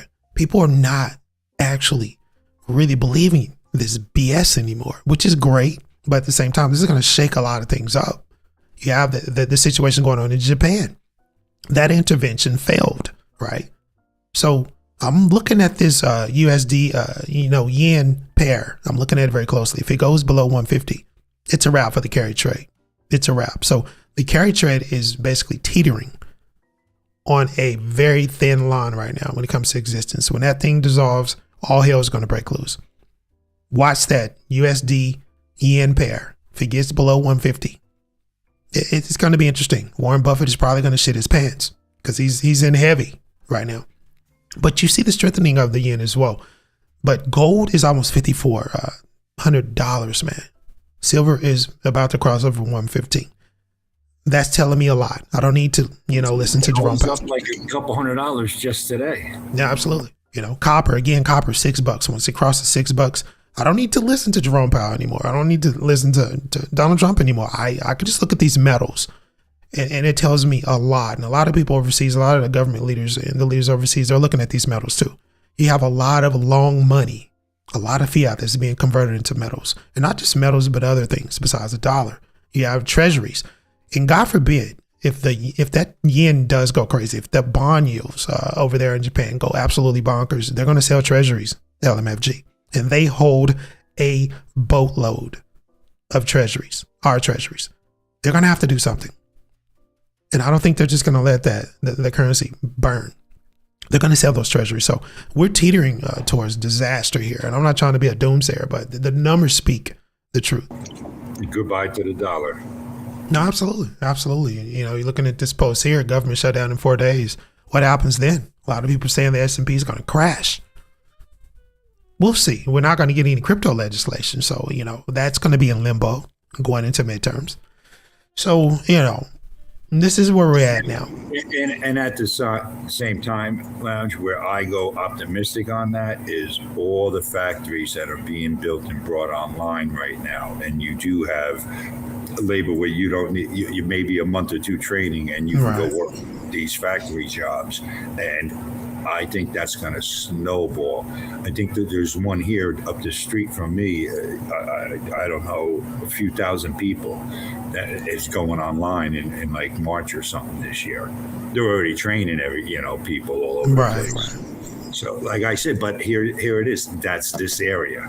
I'm right here in Wake Forest, Raleigh, it's exploding. There's like 500,000 new people coming in this area every year. It's crazy, 200,000 out, 500,000 in. It's just going nuts. Yeah, unsustainable. And if you look at it in tradition, if you look at history, if you are a student of history, you already know when this type of immigration, when this type of thing happens to a country, usually at the end of the day, that it's telling you that there's a collapse that's about to happen. And a lot of you are like, what is he talking about? You got to know your history when it comes to this thing. When you have this massive influx of immigration, it doesn't really end up very well at the end of the day. It's interesting what's going on right now. And again, I'm not a doomsayer. I'm just looking at these numbers, man. It's just, I'm looking at what's going on in Japan. It's very unsettling what's going on. And I'm listening to Jerome Powell. It was very unsettling as well because they have their head in the sand. How are you making these decisions with all this lacking data, missing data, omitted data, completely ignoring the unemployment situation that's happening here, the loss of jobs, the forced reduction, and not only retail, but if you look at the banks, they're in trouble too because you have a lot of foreclosures, over 40,000 foreclosures within a 2-week period, canceled, contracts because people just don't have the money. But yet we're doing good. The economy is inflation has softened. Man, when do the lies stop? I don't know, but I digress. I'm still a big believer in Bitcoin. I'm still a massive believer in DeFi, the blockchain tech. It will survive this, and I don't think we need crypto language for the tech to survive. LMFG, you might disagree with me on this, but I don't think we need a market structure bill and a crypto, Clarity Act bill to solidify blockchain's future. Because that's tech, right? When it comes to decentralized finance, we do need some language for that to actually succeed and grow and get that exposure. That's where we need that language. But when it comes to the technology, it's going to do what it's going to do regardless of what Congress says.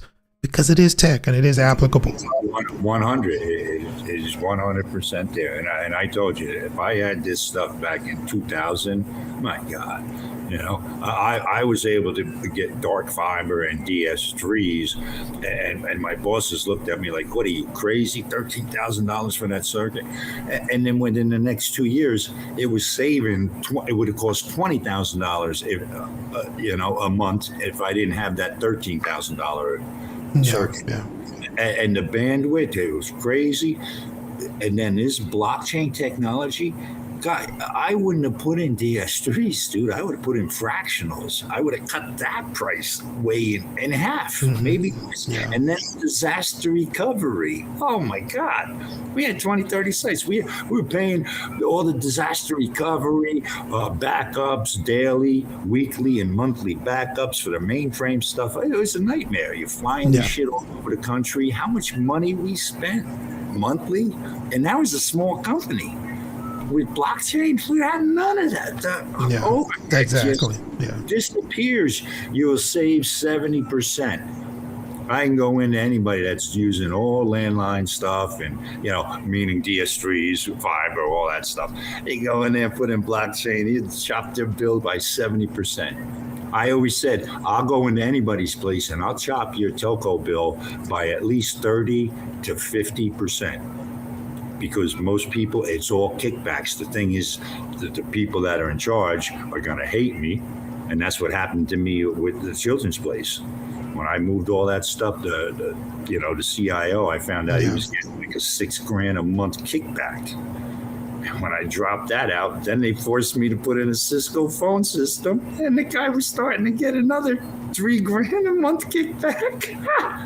Yeah, I mean, blockchain, I think it just makes it better. And that's a small company. Yeah. Think about Walmart. It's just off the wall.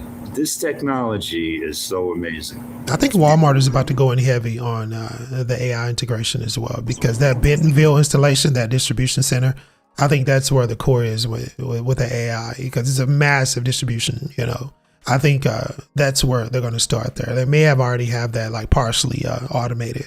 And that's where you're going to see a lot of jobs lost with it. And I think that's why the 1 million jobs lost forecast, it has to do with that core, automation that's going to start there in Bentonville. It's very interesting, and this is my field, logistics and transportation. And I know how this works. AI is going to really, really help with cost reduction when it comes to these distribution centers. You can see UPS doing it. And Lounge, here you go, because you are logistics. So when I went to the children's place, it was 2004, right? I go there and they had all this stuff. It was all on modems, right? So I turned everything digital, and I had to go to we had all these warehouses, distribution centers. Yeah. So pretty much it was AI back then. Because they would take these boxes, the machine would and you put it on a belt. As that box went up, it read all around it, and there's barcodes. It would read the barcode, go to the mainframe and say, okay, this is from here and it has to go there. And then as the thing got up 10 feet further, a new barcode would go on it. And then it would go up into this belt system and go down and then get kicked out. Either it was getting shipped or it was getting put on a skid and put up on a warehouse. That's pretty much AI to me. Yeah. Everything was automatic. You had to see these things. It was tremendous. And that was back in 2004. And to me, that was the beginning of AI. Right? You got an eye reading the barcode, and then 10 feet later, you're printing out a new label, and the machine would put it on. It wasn't a person. The machine would just swipe it on the box. And then it goes in the belt and gets delivered to where it's got to go.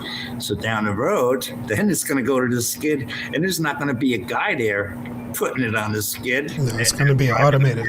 It's going to be robot. See, I always thought, how are you going to, the loading process, it was always interesting. How are you going to automate that? Because that's been manual, for years. And I actually seen it in action. I've seen these particular, built loading systems that are automated. It's pretty interesting. You're just backing up to a dock and it just goes after it. And all this is automated, so it's AI driven. Lounge, that same machine, it actually had booms, and it would go all the way in the trailer. So one guy would unload the trailer, and all you're doing is just dropping the box, and then you only have to pick up the ones on the floor, and you put it on the conveyor belt. And as you walk in, this thing follows you. And so if you're on the left side of the truck, as you're starting to move back and bring the pile down, this thing follows you left and right through the trailer. It goes all the way in there. So Yeah, man. Yeah, this is where we're going. 2004, guys. Yeah, and think about it. This is manual. It's still manual. It's predominantly still manual right now. But when this AI really kicks in, when this automation kicks in, we're talking, car manufacturing plants. Pretty much all distribution centers are going to be automated. Even, logistics too. You can use AI for that, for the plotting and, the actual routing and, bill paying, settlements from consignee to a carrier. All of this could be automated. Now, when it comes to the, like we were talking about blue collar, when it comes to plumbing and, you never know, this could be automated as well. Your plumber may be the Optimus robot that you may buy for $30K. This is what, Elon is saying. You'll be able to use Optimus for the plumbing. You're going to be able to command your Optimus or your, Android or whatever we're going to call them to go in and replace shingles and things of that nature, cut the yard. I mean, this is where we're going, and, it's very interesting. I want to point, kind of segue into this before we close here. And, we're looking at the gold. This is going to be tokenized gold. It's going to be tethered gold. You have other options as well, but this one right here is going to be Tether's XAUT. This is going to be tokenized gold asset. It basically follows and tracks right with the actual metal.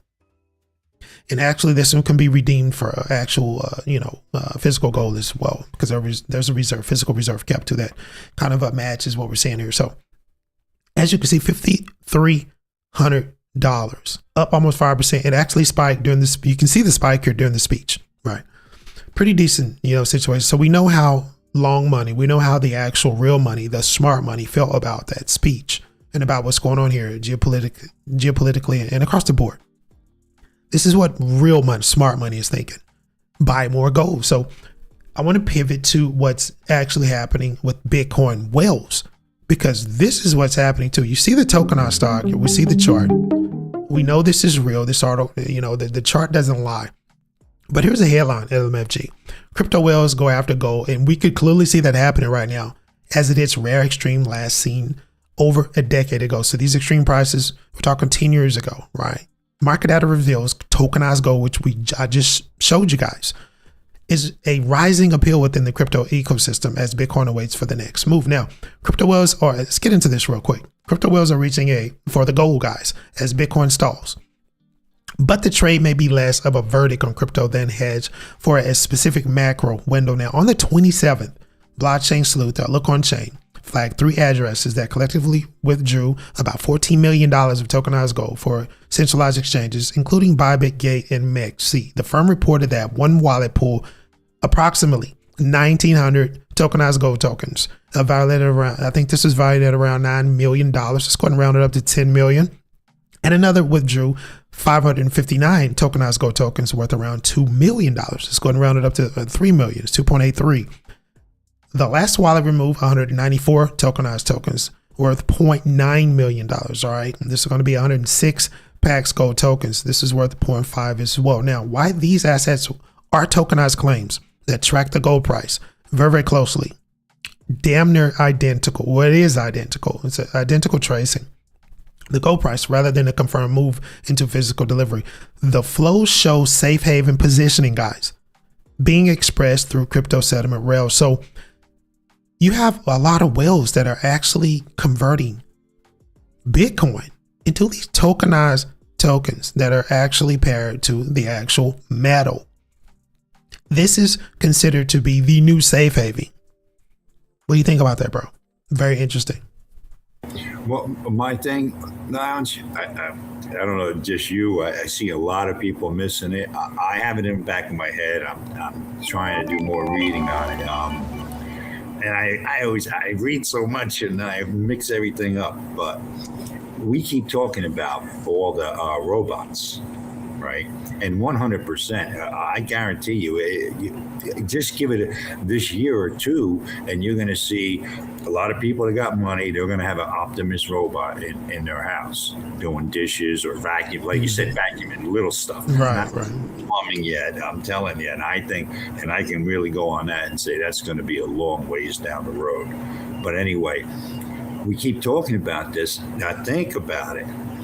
The more gold or silver that you use in your alloy to build the electronics on the robots, the better that machine is going to be, the more it's going to last. And that's where our technology is, gold and silver. Think about it. If you go back in the days of the amount of silver that was in the machines and gold, just gold. You can do it right now. You got a cell phone? When you can take your cell phone apart and take all the metal out of there and put chemicals into it and then wash it out, and you're going to get a tiny little bit of powder of gold.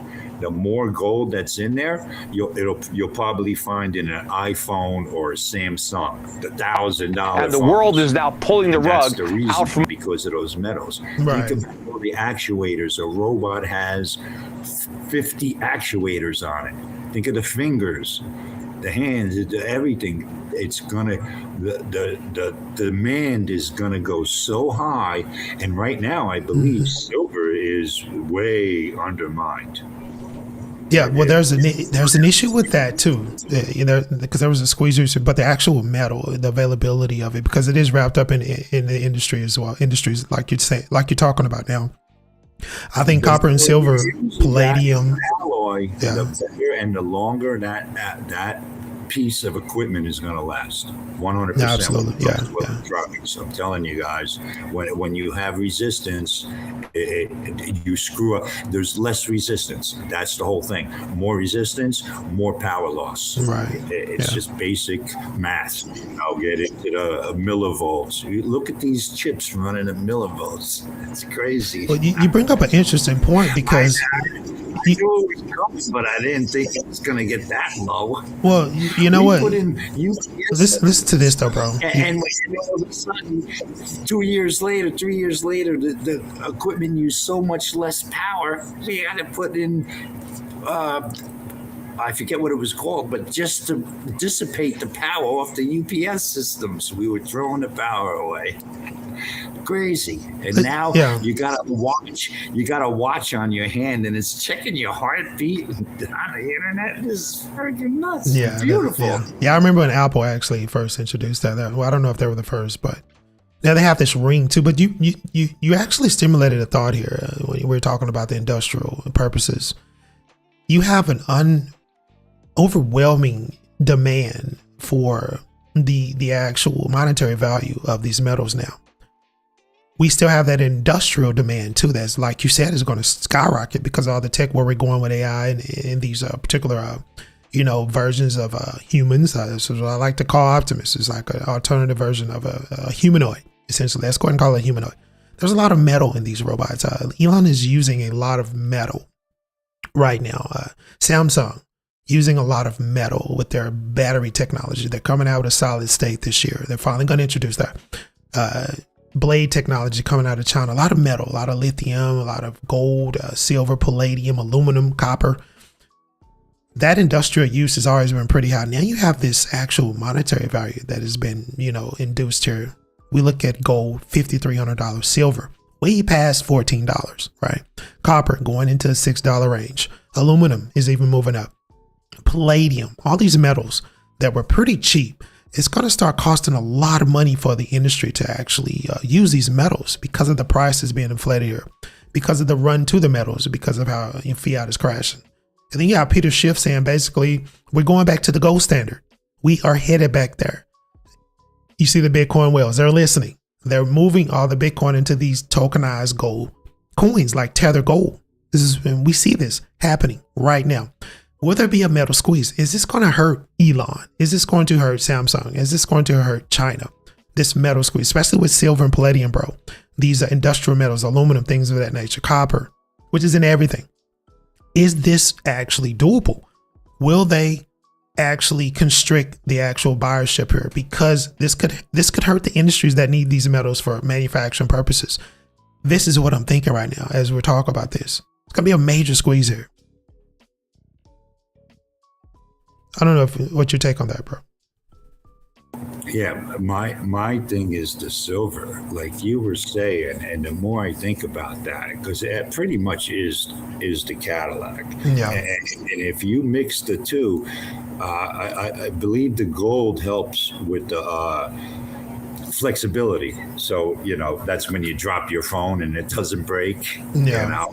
And there's alloys, and there's cheap alloys that you can use, and they'll mix a little bit of it, like I said. And Yeah, they do pollute the value a lot. Yeah. Can silver go to $5,000? That's what I think it can, but is there enough? One. That's the best and the cheapest, from my understanding, for mining and all that. Silver's a lot easier to mine than gold, from my understanding. That's a good investment, bro. That's actually, I'm going to look into these mining conglomerates, these silver, because the source. You always go to the source. Mining companies, the big shovels, baby. Yeah, bro. You could. Seriously, they're going to need to pump the mining up. I think these actual mining conglomerates, those stocks are going to skyrocket, bro.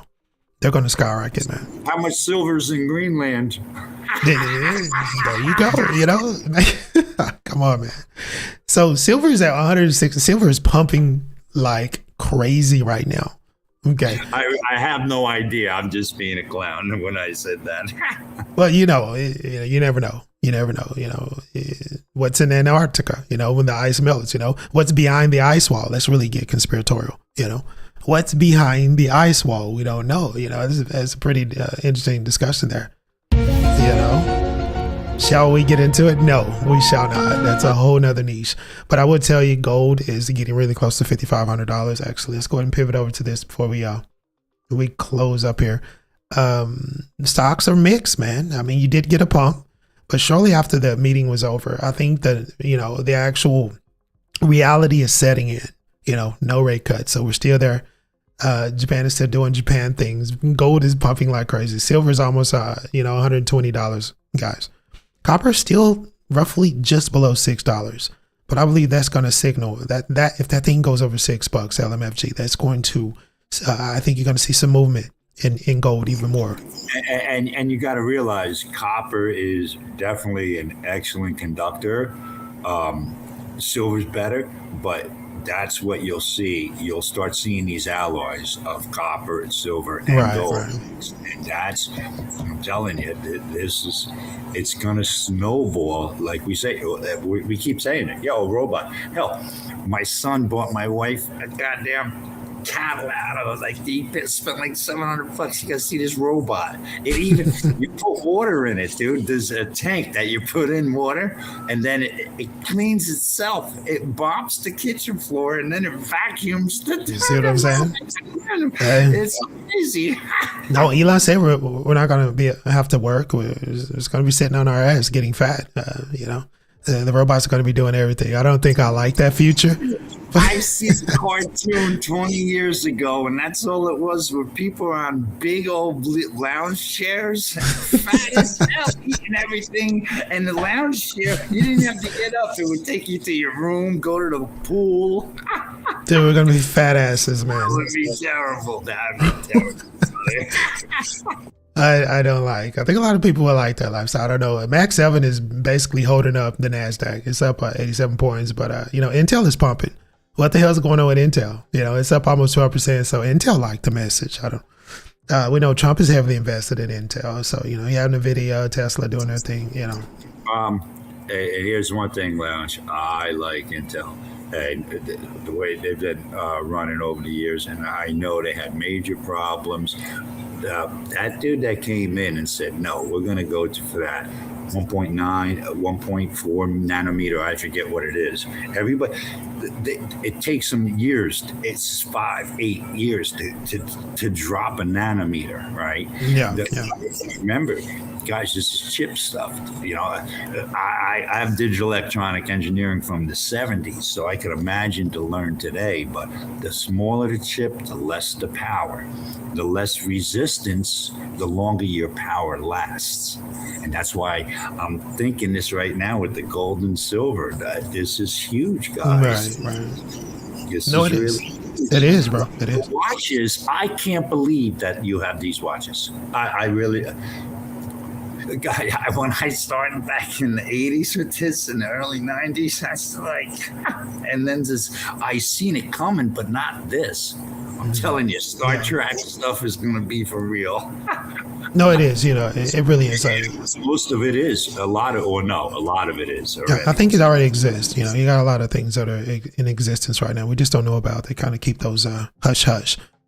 I think there's things that are in existence that we probably wouldn't believe if they told us that it existed. You know what I mean? We're looking at these Bitcoin ETFs, a lot of massive X's when it comes to ETFs, Bitcoin ETFs. A lot of people are leaving the ballpark. iShares Bitcoin, almost down 1%. Within the actual change percentage within the day. That's crazy. ARC shares is going to be the biggest reduction there, down almost 0.5%. Bitwise, Fidelity, Franklin, Grayscale. Bitcoin ETFs are bleeding. Go ahead, brother. I think I cut you off. No, I was just going to say, I remember my father, when I was like 5 or 6 years old, we were watching Star Trek, like probably while it just first came out, and they had those phones, and he goes, yeah, that'll happen.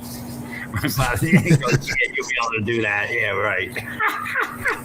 Well, I'll tell you this, we'll leave it this, because Peter Schiff is, he's been calling this for some time, bro, and this is what he's saying about this gold rush. Pulling the rug out from under the U.S. And I will start. He's been very boisterous about this, and a lot of people call BS on Schiff's predictions. I'm sorry. He is looking like a freaking seer right now because he called this years ago. And the world is now pulling the rug out from under the U.S. The dollar is going to collapse. The dollar is going to be replaced by gold. Central banks are buying gold to back up their currencies. True. They're getting rid of dollars. They're getting rid of treasuries. We are headed for an economic crisis, again, that will make the 2008 financial crisis look like a Sunday school picnic. The biggest difference between the crisis that we're about to have and the one we had back then is this one is all in America. It's not going to be exported to the rest of the world. It's not a global financial crisis. It's an American financial crisis. I think it's global because everybody has followed the lead, right? If you get what I'm saying. But, he's compartmentalizing this collapse. And he says it's going to be just within the borders. That is catastrophic prediction. But, your lasting takes on the speech and what Peter has just said. What's your lasting takes, bro, as we close? Yeah, this guy Schiff, and you've been saying it for a year and a half, 2 years, dude. Mm-hmm. Yeah. And I love to bump heads, so you just like, no, it can't happen. You got my optimistic stuff. And the Powell thing, everybody hates this guy. You got to realize that he's actually helping us out in a bit right now. And granted, I don't think he did the right thing, putting that printer on so much a few years ago. But again, he's a puppet, I'm telling you, these guys, there's nothing you can do. Go look at him at 2018. His hair wasn't all gray like that. Nah, he's a little young. He looked a little younger. Yeah, I mean, he got the wrinkles now, baby. Yeah, I mean, look at Trump. Look at Trump. Before his first term. Look at Obama. Trump finally stopped dyeing his hair. It looks like. Well, you look at Obama's Obama. What the hell? Who is Obama? Obama. Yeah. You look at Obama. Before his first term. Yeah. In 4 years, he turned gray. Oh, he aged like 30 years, bro. Within that his two terms, it was crazy. And then George Bush. I can go all the way back. Yeah, every president, and I think if you go back, I haven't, but I bet every SEC chairman. That's a rough job. You got to realize. Yeah, absolutely. Yeah. You're hated by the banks and loved by the people, or you're hated by the people and loved by the banks. No matter what you do, no matter what. Well, this guy right here, Scott Bass, this dude is hilarious to me. We're going to be, and he's a big Bitcoin guy. He holds a lot of Bitcoin. He's got a lot of farmland too. This guy's pretty heavy in farming, so he has a lot of land. He's saying that President Trump may pick a new Fed chair in a week or so. It doesn't really matter. We have to wait this. Chairman Powell's term has to expire. Yeah, the new guy can't do anything until June. Absolutely. He goes in May, and they skip May, and so he won't be able to make it until June. Yeah, I think a lot of people need to understand it doesn't matter what they think. This term has to expire. He may even come back as a governor, which would be hilarious. I don't think he is, because we don't see Gary Gensler hanging around. So I think he's out of there once his term does expire. But I think pro Bitcoin Rick Reeder is going to be the leading candidate for this. There's a 10% odd, but I think on Polymarket, but I think Reeder is probably the lead on this, but we could get a curveball. We may get someone that we don't know. So obviously Trump is going to put somebody that's pro-Trump, right? He's not going to put an enemy in this situation, but that guy has to be approved by Congress. So, it's going to be interesting to see how this rolls. The Senate has to approve it. And, right. One or two guys to jump ship, and he's already bumping heads. Yeah, it's going to be interesting, man. So it'll be interesting. Yeah, we'll see how this goes. So, so your take as we roll. I don't see anything else. We'll get out of here. It's very embarrassed. I think Jamie Dimon has come out and said some things too as well. But that guy's all over the place. Former Bitcoin hater, right? So gold is not slowing down, guys. It is not slowing down. So we'll see at MFG. Lasting takes, brothers, before we get out of here. What do you got, brother? Yeah, I think I blow it when you were telling me it was a year or two ago, buy silver, and I did. Yeah. And now it's really starting to snowball because more and more with the robots, like you said, it's just the more gold and silver you put into building those electronics are going to last a lot longer. And like you said, the solid state batteries. And I seen that technology back in the mid 2000s, right? And I've always watched it, and I've always said, man, one day, it will far from it. But it's the chips. The smaller you get that chip, the less power you need. Now you have a solid state battery that you can light a light bulb for about a half a second. Exactly. Yeah. You can light up one of these little chips for 2 days. With the charging capacity, I think that's where it's at. You have a large, it's quicker too. Within a minute, it's fully charged. Yeah. And you're talking about putting these in the, I think, I'm pretty sure they're going to probably migrate this tech, and it's going to be put into these BYD EVs. Now, I don't know if Elon has some superior tech when it comes to this, but I think down the road, brother. I hope so, bro, because this is going to put Tesla behind the curve. You're talking about a 15-minute charge, 700-mile range. I don't think you can get that in a Tesla right now. So, and that's where it's at. Who do you think's buying all the gold and silver, or a lot of it? I bet it's him. Guarantee you. Absolutely, man. Absolutely. That's one of these. 100%. He's going nuts on it, and I guarantee you. Think about it, dude. Yeah, he's solid state technology. He's working on it. I hope so, bro. BlackRock is cannibalizing Bitcoin's gains for it. These headlines are crazy, man. But I digress. You guys stay very, very safe. Stay warm, and we'll catch you on the next show. Take it easy, guys.